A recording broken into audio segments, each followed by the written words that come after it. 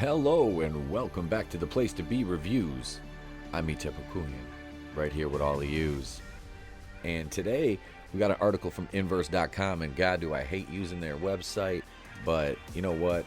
It kind of ties in because this is going to be a Mandalorian full spoiler review video, and we're going to talk about the article because this kind of correlates to Episode 9.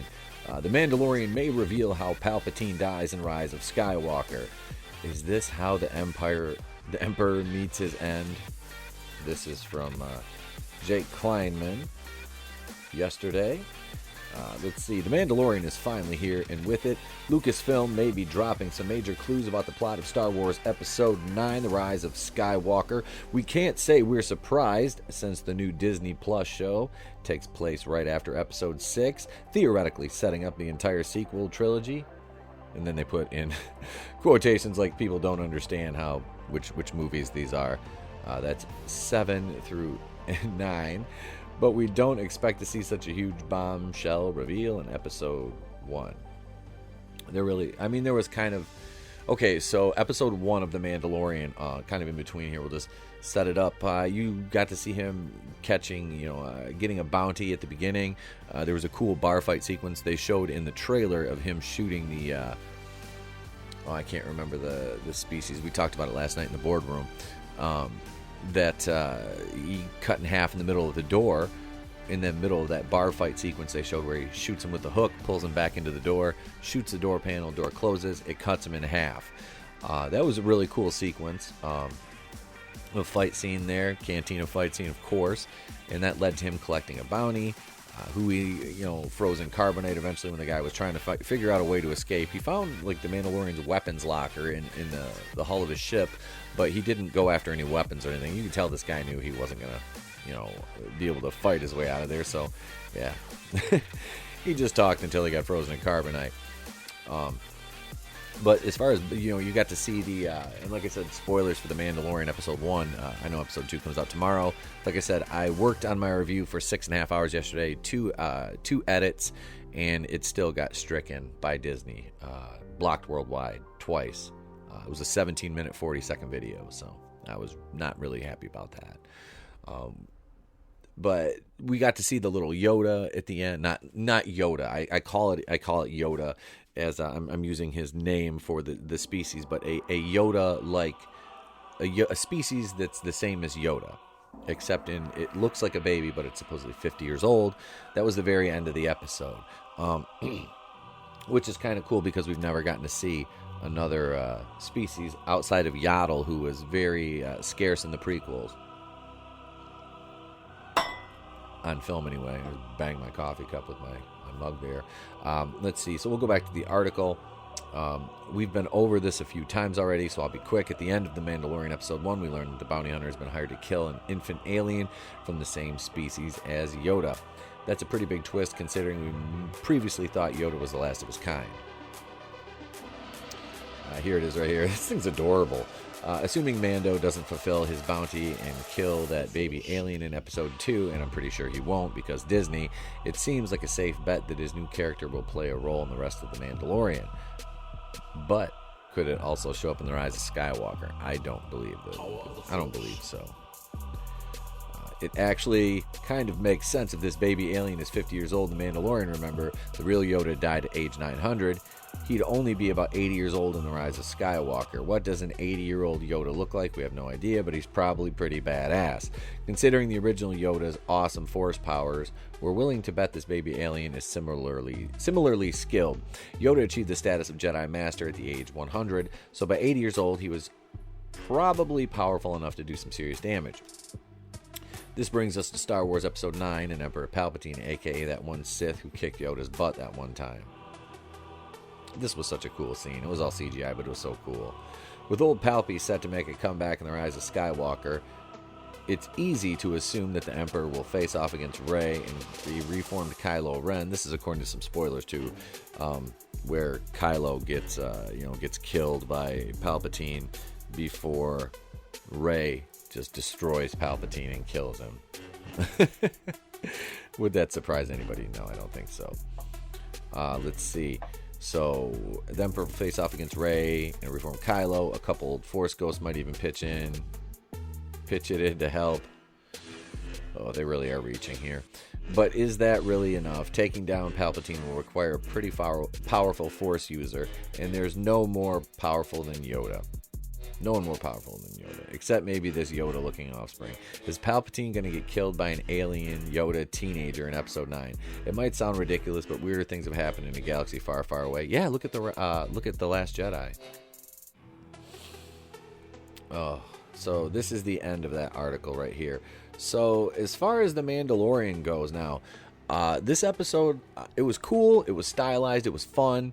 It had some great combat scenes, obviously the bar fight, the shootout where Mandalorian is going to collect this alien infant, 50-year-old infant, I say. Looks almost, head looks like a kiwi, almost. It's just funny. These big baleful eyes staring at me here. But no, it was cool. I liked the tone of the show. What I didn't really like was the score. It was very odd, but it was almost like that spaghetti western type music. And it's not that I didn't like the music. I didn't like the music with the show in that context of it going with a Star Wars show.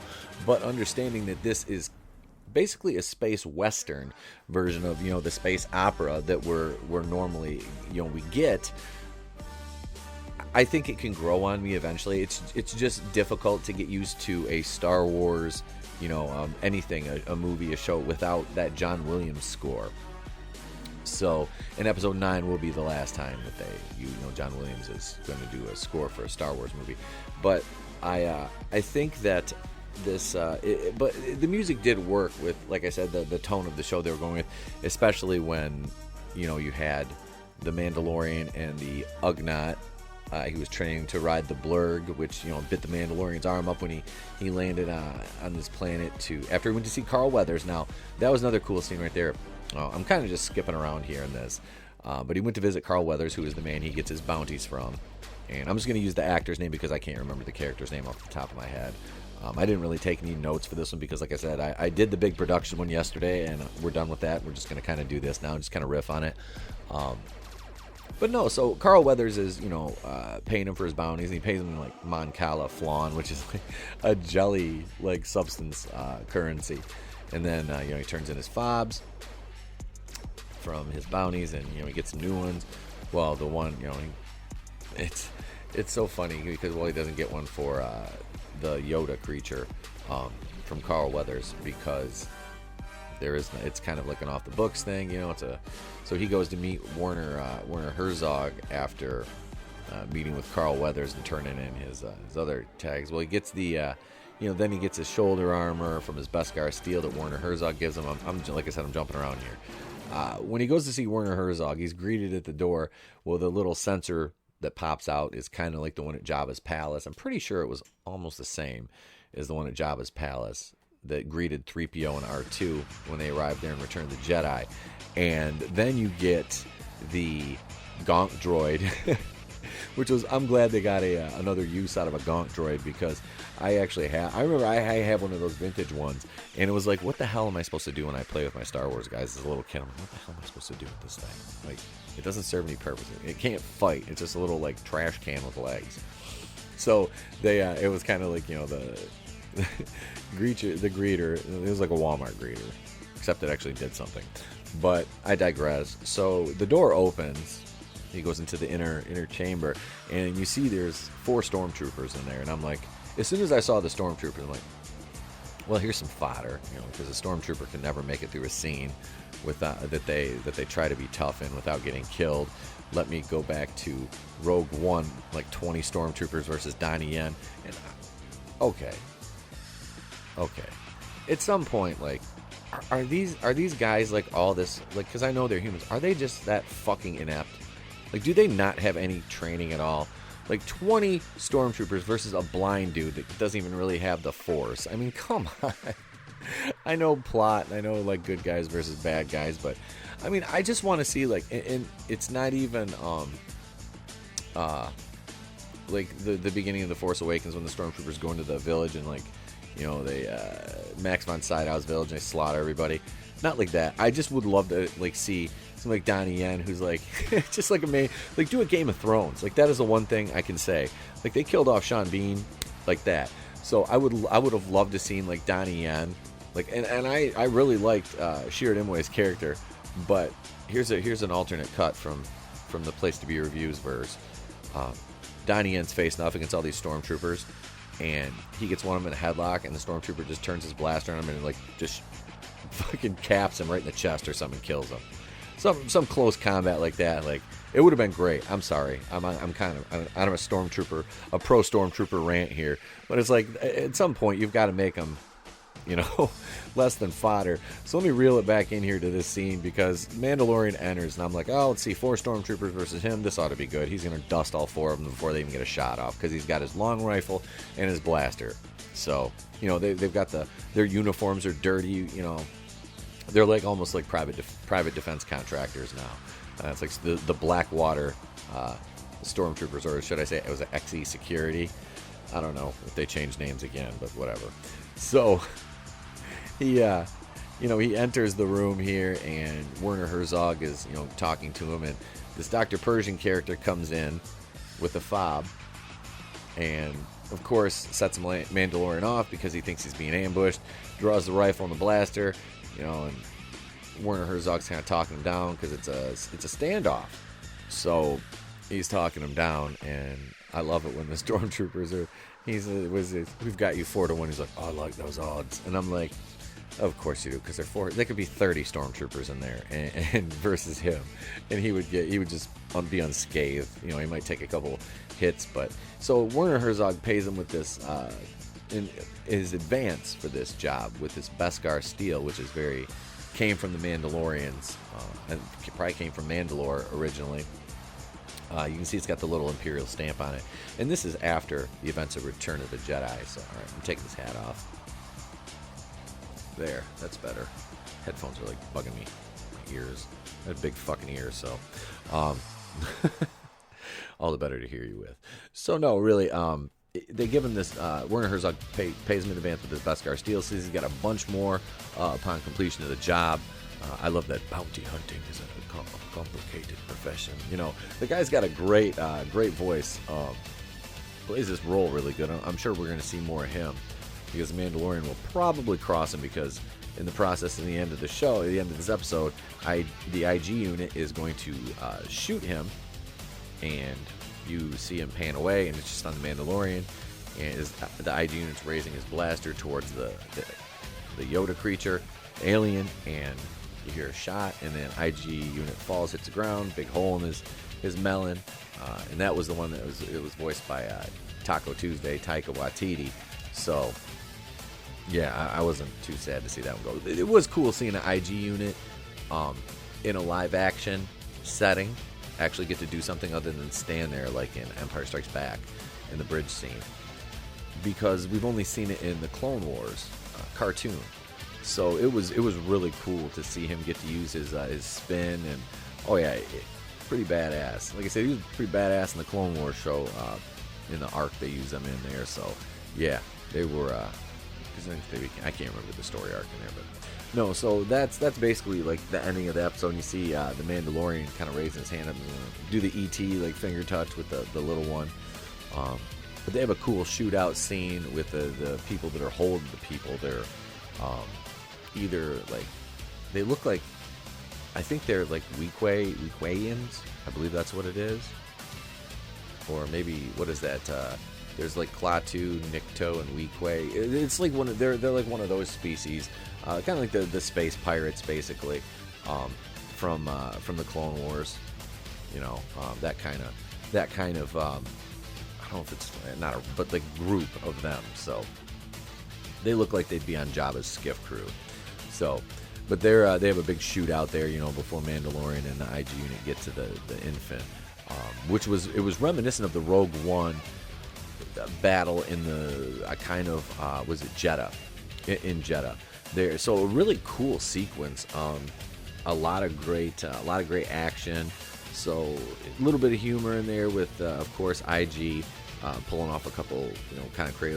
Mandalorian's like, oh, you got one up top, and IG just points both his blasters up and shoots upward. And you see one just fall behind him. So it was pretty neat. I liked Carl Weathers in this. In the small amount we got him in it, I enjoyed seeing him back in something. Like I said, Werner Herzog, his character, you can tell is going to be pretty good. I don't know the guy's name that plays Dr. Pershing. He didn't really have too much to do, but you can tell moving forward he's going to be a more important part, at least for the beginning of the story arc, because he had mentioned that when Werner Herzog said, they would take he would pay a lower fee for the creature upon if it was terminated. And Dr. Pershing says, well, that wasn't part of our agreement. And, you get Werner Herzog, I was just being pragmatic. So this creature has use to them alive. But I believe that Werner Herzog would just want to kill it to keep the Jedi from rising again, So it's, but we haven't really got too much backstory on his character yet. So the beginning, the episode was cool. It was fun. I actually got to watch it with my son. It was like the fourth time I watched the episode.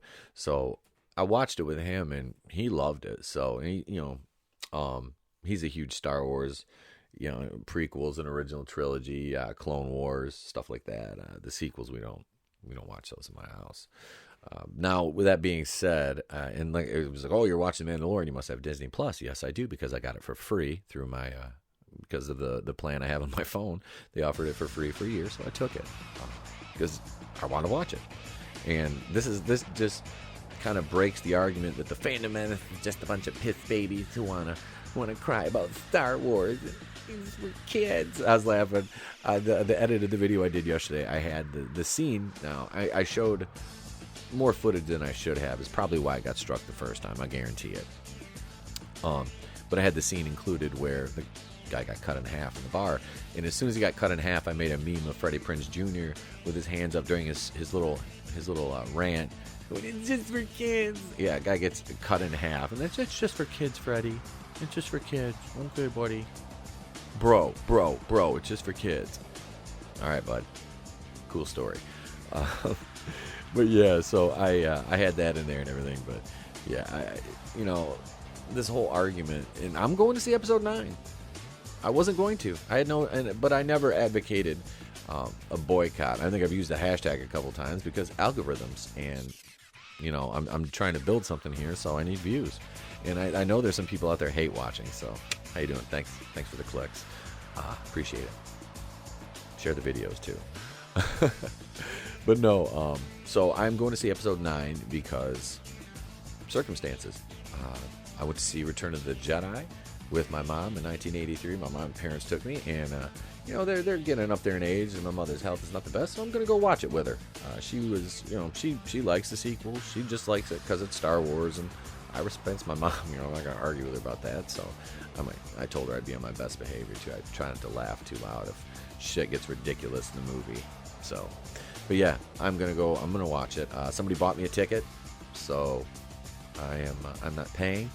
I'm not going to make my mom pay. I'm going to pay for her ticket. So I guess in a way I am. But the theater I go to is cheap, and it's like 5 minutes away from my house, so I don't have to spend a lot of money to invest in this. So, and it's for a parent, so you know what I mean. It's not like you're going to say no.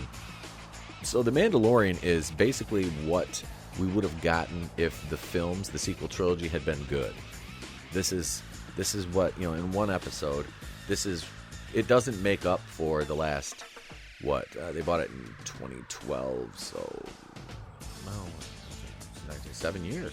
Wow, good job. You've almost killed a franchise in 7 years, but you're out there going, but ETEP, every movie's made $1 billion.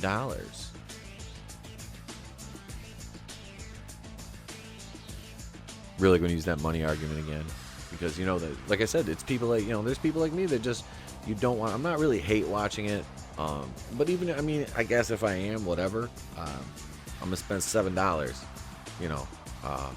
so whatever. It's like throwing a pebble in the ocean, but you get enough pebbles in the ocean, I know the analogies. I understand. But I have to be able to judge this thing. For God's sakes, I'm going to see Charlie's Angels this weekend as part of a bet I had with Groovinator from Raiders of the Lost Flicks.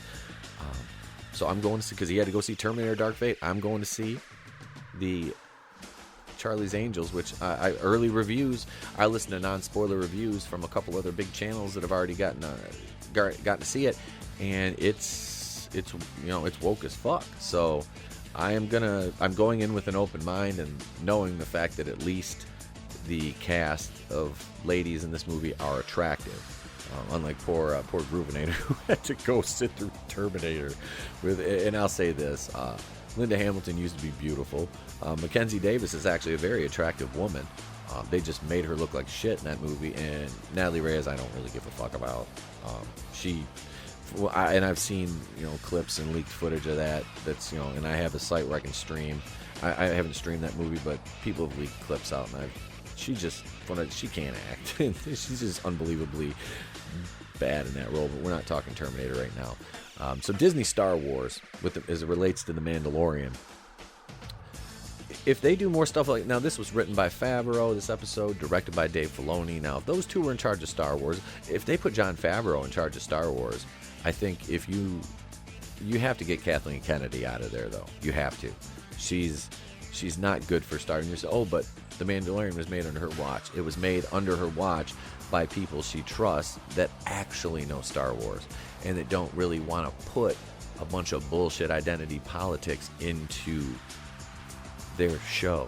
And then if the audience doesn't like something, I'm pretty sure Jon Favreau and Dave Filoni aren't going to come out and insult them on Twitter and just be assholes, be the Pablo Hidalgos and the Chuck Wendigs and the Bryant Youngs and the Jonathan Keller, the Kasdans, these Lucasfilm employees that sit there on social media and talk shit to people who raise valid points about why they didn't like their product.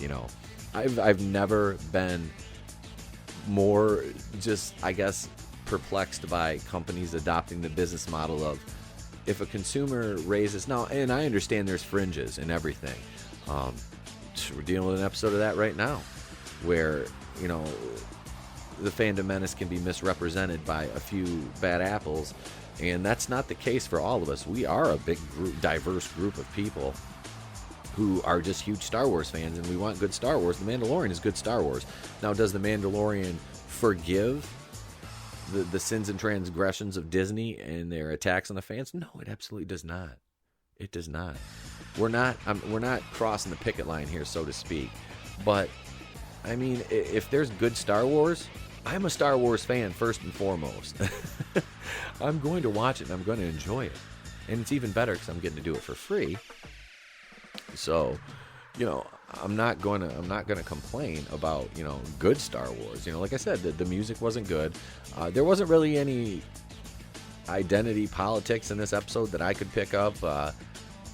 I didn't really look for it, honestly. I went in with an open mind. I didn't know any spoilers. I avoided them.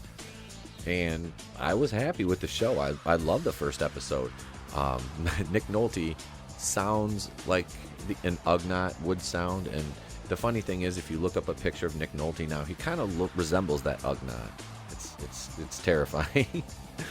But I love Nick Nolte, man. I've seen a lot of Nick Nolte. Down and Out in Beverly Hills is... That's a classic.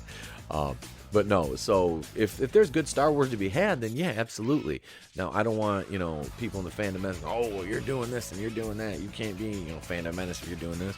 Well, my channel is called The Place to Be Reviews. I need to review things, and I review things that I enjoy and things that I don't enjoy. I mean, I don't do Batwoman reviews because I love Batwoman. I did it because I watch a trailer. I did a trailer reaction, and therefore, by my beliefs, I am kind of beholden to actually consume some of the product and do it justice and try to be, impartial in reviewing it.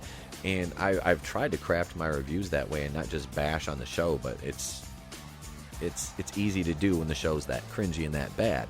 Star Wars has been that cringy and that bad. The Force Awakens it set up some nice things. It truly did. And I think it really could have been the start of something good, even though it was a blatant ripoff of A New Hope. It still set up some things. Okay, well, if you're going to rehash it, at least, give us some new characters. I was like, oh, cool. Daisy Ridley, all right, whatever, Rey. Finn, I'm like, I was not like, oh my God, it's a black guy in Star Wars. I was like, okay, so this guy's a stormtrooper who is going to have a redemption arc. I'm like, finally, we're going to humanize these faceless, hordes of, white uniformed, fodder that just gets slaughtered by stupid little furball Ewoks, but that's another story. Finally humanize one of them. And they did that in The Force Awakens, although there were some issues with, he's a janitor, but he knows every, how did he become a stormtrooper? How did Phasma and Kylo Ren become so aware of somebody who was a janitor? It just became a stormtrooper, especially when he had no previous, issues or red flags raised. So it was just things didn't make sense. But I'm like, okay, so you're going somewhere. You're making an effort. But like I said, there's things wrong along the way. And then you get to Last Jedi and you take Finn and you make him a bumbling idiot who has a chance to redeem that at the end of the movie at the Battle of Not Hoth, Dollar Store Hoth. And, of course, the human potato sack herself, Rose Tico, stops him. Because we don't kill what we hate. That's not how we do. We save what we love. And then she Me Too's him and kisses him without his consent. So, you take these characters that, Jar Jar actually set up. But Jar Jar doesn't know how to finish. So this is why I'm kind of with all the rumors about reshoots. And I don't believe it was 75%. I think I might have reported that at one point. Just based on rumors. And that's the beauty of being a YouTuber is you can these are rumors. You can take it for what it's worth, But, so yeah, this has been my Mandalorian review. I hope you enjoyed it. Some Star Wars discussion, some Episode 9 talk. The Mandalorian's a good show. Check it out. Enjoy it. It is some good Star Wars. It's about 46-minute episode, so not too bad to consume either. And it's just a good show, and I'm looking forward to more. I really am. The Obi-Wan series is coming up. I remember they rumored Hayden Christensen for a Darth Vader Disney Plus series. The Cassian Andor series, the prospect of that does nothing for me because I don't care about Cassian Andor. I'm sorry. I just really don't. K2SO, though, Alan Tudyk, that will be the good part of that show. So this has been Etepokuin's The Place to Be Reviews. I have been here with all you. Join me tomorrow night for Groovinator's Grindhouse a Go-Go over on the Raiders of the Lost Flicks channel. You can find a link to that, as well as Goober Brothers 2 Cents Toys on my main page of the channel. I have links to them. We are all members of the Boardroom, which convenes every Wednesday night, either on my channel, Goober Brothers Entertainment, or Raiders of the Lost Flicks. Subscribe to all those channels. Subscribe here, please. We're trying to build the channel up. You can disagree with me, what I say. Please, if you wish to opine, refrain from being mendacious, though. That is all I ask of you. We can have debate, but if you just come out of the gates firing insults, then you've eliminated the possibility for any sort of productive discussion. So idiots like that will not be tolerated. If I had a trebuchet large enough, I would fire you into the sun. But we don't want sycophants. We want debate. And that's what we have in the Fandom Menace. We have debates because a lot of us like different things. And it's just a nice to be able to be with individuals who are like-minded, but you still have disagreements, so you're not all sycophants just yelling into an echo chamber like the other side wants to be. So yeah, please consider subscribing to the channel. We're at 118 subscribers at the time of this video. Subscribe for more great content. Do it. You'll have a Charlie's Angels live stream review coming up this, probably, depending on what time I get to see the movie Saturday, on Saturday evening with myself and Groovinator. I don't really want to do it on Sunday because live streams on Sunday are kind of a touch and go. I've got a Walking Dead episode 6 review from last Sunday coming up. I know it's Thursday, but this week has been hectic, so I will be working on that coming up next. The next live stream for my channel will be Monday night. That will be Monday Night Going in Raw, episode 76 of the Place to Be Reviews podcast. Until then, you can check out our back catalog of videos right here on YouTube. Also, you can go over to Anchor, iTunes, Spotify, Podbean. Check out the Place to Be Reviews podcast back catalog of episodes there. I think there's 60-some episodes on Anchor that you can listen to, going all the way back to February of this year when we started this gig. So it just started out as me talking into my phone, and now I've grown, from that to a small YouTube channel, but developing that following, trying to help out the Fandom Menace any way I can. So hail the Fandom Menace. And what do you guys think about the Mandalorian and Star Wars Episode 9? Are you watching the Mandalorian? Are you subscribed to Disney Plus? Do you pay for it? Did you get it free somehow? Are you bootlegging it off somebody else's account? Tell me in the comments below. And bitch slap that like button on the video for me. Please share the video. YouTube is really pushing out these small independent content creators and favoring these large corporate channels, and that's not what we want here on YouTube. We want independent creators to do things. A very large YouTube channel now inspired me to get into this, and I'll give them a shout out. That's World Class Bullshitters and Jeff Hicks. They gave me the inspiration to kind of do this and do the podcast thing, and them, and you get into that, and that's how I found the Fandom Menace, through World Class Bullshitters, Comic Artist Pro Secrets, Geeks and Gamers. Then you got Doomcock, Hail Doomcock, Nerdrotic, these bigger channels like that. And then you have, like I said, that's why they have the High Council. We started the boardroom to give the small YouTube channels like we work together all the time on my podcast anyway. So it's like, why don't we do something and we'll rotate it to channels, and that way we can help each other get subscribers. Because our subscribers will hopefully follow us weekly on Wednesday nights to where the show is. It's at 8:30 every Wednesday. We start right there, 8:30 or 8:35 Eastern.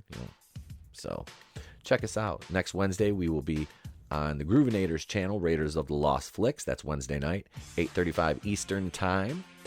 Monday night, 8:35 Eastern on the Place to Be Review. Etep Queens, the Place to Be Reviews, my channel. We have Going in Raw, episode number 76. You've got a Walking Dead video coming up next.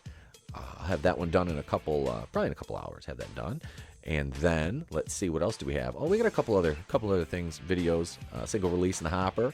I'm working on right now. 8:30 Eastern Friday night, Groovinators Grindhouse a Go-Go over on Raiders of the Lost Flicks. You'll have a weekend live stream, probably Saturday night, from me after Charlie's Angels. I'll probably do a car video reaction as soon as I leave the theater. And yeah, that's it, man. I've been signing out for like 10 minutes now. So with that being said, follow us across social media. We are on Twitter at The Place to Be Reviews. Also, Instagram at The Place to Be Reviews. You can email us, theplacetobereviews@mail.com, the world's best mail. And also a Facebook page, The Place to Be Reviews. You can go like the page. Links to all the videos, some memes and articles and stuff there. Also, we have a group, the official Place to Be Reviews fan page. You can go join that. I think we got 70 members in there now. It's a small, intimate gathering of 70 people in there, just dropping memes and videos and everything. It's a content creators welcome kind of deal.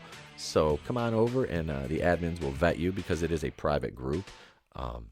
We like to keep things in the familia, man. It's a good community. We're growing, so support us, and long live the Fandom Menace. Drop your likes, comments below, share, subscribe, all that good stuff. I'm Etep Kuian, in a Place to Be Reviews, and remember, if I don't see you, have a great day and a pleasant tomorrow.